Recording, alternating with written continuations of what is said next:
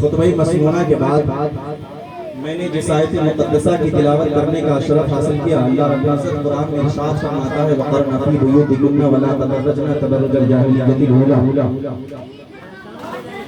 حضرات، اس کا مفہوم یوں ہے کہ اور پردے میں رہو، پہلے جاہلیت کی طرف بے پردہ نہ پھرو۔ میرے بزرگوں، میں نے آج جو تقریر کا عنوان بنایا ہے وہ اسلام اور پردے کے متعلق ہے، کیونکہ علی جناب علامہ شاہنین رضا مصباحی صاحب نے کچھ اشارہ کیا کہ آپ کچھ گفتگو معاشرے کے موضوع پر کر دیں، اس لیے کوشش ہے کہ کچھ بات آپ کے گوشے گزار کروں اور اپنی بارگاہ میں دعا دوں کہ اللہ تبارک و تعالی سب سے پہلے بیٹھے اور اس کے بعد آپ تمامی حضرات کو جو باتیں میں آپ کے سامنے پیش کروں اس پر عمل کرنے کی توفیق رفیع عطا فرمائے۔ کہیے آمین۔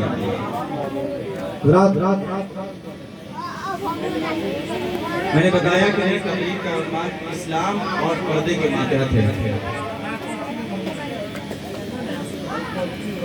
اللہ نے ایک جگہ قرآن میں فرمایا وَقَرْنَ فِي بُيُوتِكُنَّ وَلَا تَبَرَّجْنَ تَبَرُّجَ الْجَاهِلِيَّةِ الْأُولَىٰ کہ اور پردے میں رہو، پہلے جاہلیت کی طرح بے پردہ نہ پھرو۔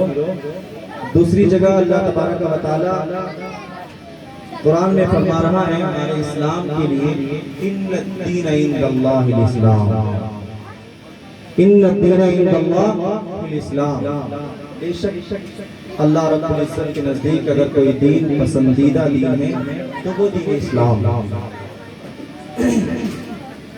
حضرات، زیادہ طویل گفتگو نہیں، بس 10 سے 12 منٹ آپ کا لوں گا انشاءاللہ۔ کچھ قیمتی باتیں آپ کے سامنے پیش کرنے کی کوشش کروں گا۔ ہمارے بعد علماء کرام کی ابھی اور جماعت باقی ہے جن کی بھرپور خطابات ہم لوگوں کو سماعت کرنی ہے۔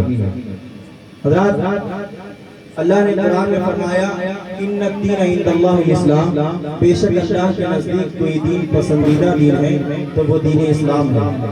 اے میرے محترم بزرگوں، ایک بات ذہن ایک سوال کرتی ہے کہ اللہ تبارک و تعالی نے ایک لفظ کن سے ساری کائنات کی تخلیق کی ہے، ایک لفظ کن سے اللہ نے ساری کائنات کی تخلیق کی ہے، اور اس رب قدیر نے دنیا میں بے شمار چیزوں کو پیدا کیا ہے، جس میں سے سب سے بہترین چیز جو اللہ نے بنائی ہے وہ حضرت انسان ہے۔ اللہ نے اشرف المخلوقات کو سب سے بہتر بنایا ہے، اللہ نے حضرت انسان کو سب سے اعلیٰ بنایا ہے، اور اس میں بھی حضرت انسان میں بھی اللہ نے سب سے اول و اعلیٰ اللہ نے اپنے نبی کو بنایا ہے۔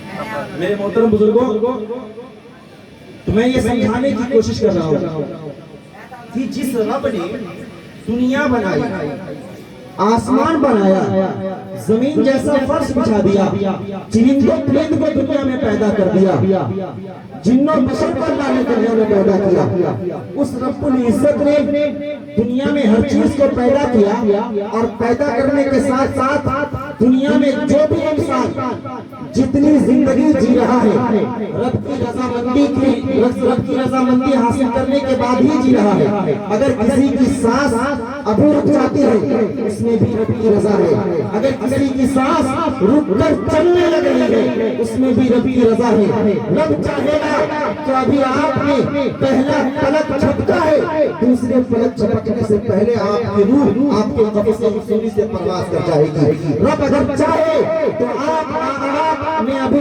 نماز عشاء ادا کی، نماز فجر کا موقع آپ کو رب نہیں دے گا۔ رب اگر چاہے آپ نے نماز فجر ادا کیا، ظہر کا وقت نہیں دے گا۔ میرے محترم، رب کی رضامندی میں ہی سب کچھ ہو رہا ہے۔ اس رب نے یہ اعلان کیوں کیا ان الدین عند اللہ الاسلام؟ کیونکہ اللہ رب العزت جانتا ہے کہ میرے بنائے ہوئے دنیا میں تمام طرح کے فتنہ و فساد ہے، تمام طرح کی برائیاں ہیں، تمام طرح کی بے حیائیاں ہیں۔ پھر رب العزت نے کسی کو پسند کیا تو وہ دین اسلام کو کیوں پسند کیا؟ اب میرے بزرگوں اور دوستوں، اس کا سیدھا سادہ مفہوم میں بتاتا چلو۔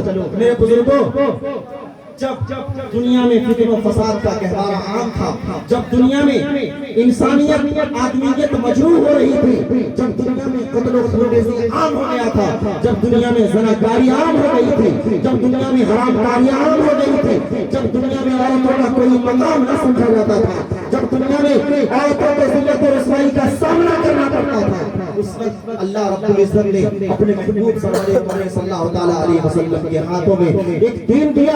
اس دین کا نام اللہ نے فرمایا اے محبوب میں نے ایک دین جو اسلام آپ کے ہاتھ میں دے رہا ہوں، اس اسلام کی آپ تبلیغ کریں اور تمام دینوں پر اپنے دین اسلام کو غالب آئے. اور میرے محترم یہی نہیں، جب اسلام اس دنیا میں آیا تو کس طرح آیا ذرا غور کریں. ہدایت و دلالت کے درمیان خط فاصل کھینچتا ہوا آیا. اسلام آیا تو وحدانیت کا پرچم لہراتا ہوا آیا. اسلام آیا پچھڑے ہوئے لوگوں کو قریب کرتا ہوا آیا. اسلام آیا تو ہدایت و دلالت کے درمیان خط فاصل کھینچتا ہوا آیا.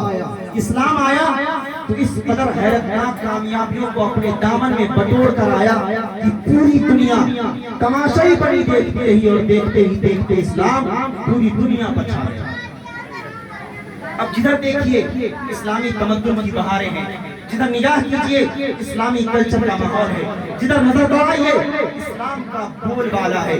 جب دنیا کے چپے چپے میں اسلام اور اسلام کا بول بالا ہونے لگا تو شیطان کے پیٹ میں درد ہوا اور ابلیس لعین نے اپنا قدیم چولا بدل کر ایک ٹیم تیار کی اور اسلام کے خلاف ہنگامہ آرائیاں شروع کر دی. اب قرآن پہ حملے ہونے لگے، مسلم رسول اللہ پہ حملے ہونے لگے، مذہبی تہذیب پہ حملے ہونے لگے. 2 قدم آگے بڑھ کر کچھ ناپاکوں نے سوچا اسلام کو مٹانے کے لیے مسلمانوں کو مٹانا ضروری ہے. گویا اچھے چنیا کو بم اور میزائلوں سے پاک کر تو ہو سکتا ہے اسلام کا بڑھتا ہوا قدم رک جائے. بنیسیائی مسلمانوں کے خون سے زمین ترن دو، ہو سکتا ہے اسلام کے جذبات پسمردہ ہو جائے. ہندوستان کو ہندو راشٹر بنانے کی دھمکی دو، ہو سکتا ہے مسلمان ڈر جائیں. لیکن افسوس انہیں معلوم ہی نہیں کہ جب گلاب کی ڈالیاں تراشی جاتی ہے تب چمن گلاب میں بہار آتی ہے. جب پرانی شاخیں کاٹی جاتی ہے تب نئی کوپلوں کو پھولوں کا لباس ملتا ہے. جب پودوں کو تراش و خلاص کے مرحلے سے گزرنا پڑتا ہے تب باتیں باہر رنگ لاتی ہے. اس لیے ملت کے نوجوانوں صحابہ کا کردار بول رہا ہے، تابعین کی رفتار بول رہی ہے، ائمہ مجتہدین کا اجتہاد بول رہا ہے، شہیدان کربلا کی شہادت بول رہی ہے، صابر کلیت کا جلال بول رہا ہے، اعلیٰ حضرت کا نظریہ بول رہا ہے اور حافظ ملت کی تحریک پکار پکار کر کہہ رہی ہے کہ مغرب کی وادیوں میں گوجی عزا ہماری تھمتا نہ تھا کسی سے، سیر روا ہمارا اور توحید کی امانت سینے میں ہے ہمارے، آسان نہیں مٹانا نام و نشان. اللہ اکبر یا رسول اللہ زندہ باد اہل سنت زندہ باد مجاہد ملت زندہ باد کار مفتی اعظم ہند زندہ باد تکبیر اللہ اکبر یا رسول اللہ. شاعر کہتے ہیں کہ مغرب کی وادیوں میں گونجی آزاں ہماری تھمتا نہ تھا کسی سے، سیل روا ہمارا اور توحید کی امانت سینے میں ہے ہمارے، آسان نہیں مٹانا نام و نشان ہمارا. لیکن افسوس سدا افسوس کے ساتھ ایک بات کہنا پڑتا ہے میرے محترم بزرگوں، بڑے ہی شرمندگی کے ساتھ یہ بات کہنا پڑتا ہے کہ اسلام کے دشمنوں کو وقتی طور پر